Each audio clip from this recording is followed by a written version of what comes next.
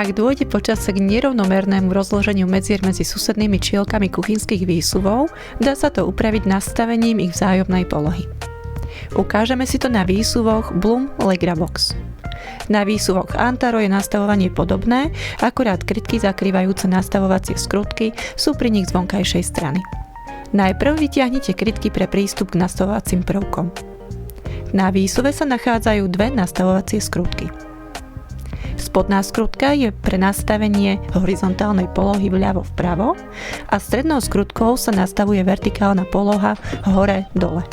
Hornú skrutku neodkrúcajte, demontuje sa ňou čielko zásuvky. Ak je poloha čielka zásuvky príliš hore alebo dole, potrebujete upraviť jeho vertikálnu polohu. Pomocou skrutkovača Torx veľkosti T20 nastavte potrebnú výšku čielka na každej strane, kde je to potrebné. Zmenu výšky a správnosť nastavenia vždy prekontrolujte zatvorením zásuvky. Nastavte výšku na oboch stranách tak, aby bola rovnaká. Ak je čielko zásuvky posunuté do jednej strany, čiže je viac vľavo alebo viac vpravo, potrebujete upraviť jeho horizontálnu polohu.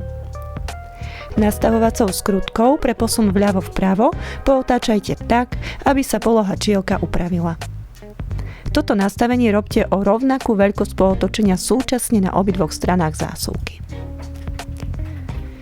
Mieru posunutia a správnosť nastavenia priebežne kontrolujte pri zatvorení zásuvky. Keď máte nastavovanie polohy čielka zásuvky dokončené, založte naspäť obidve krytky.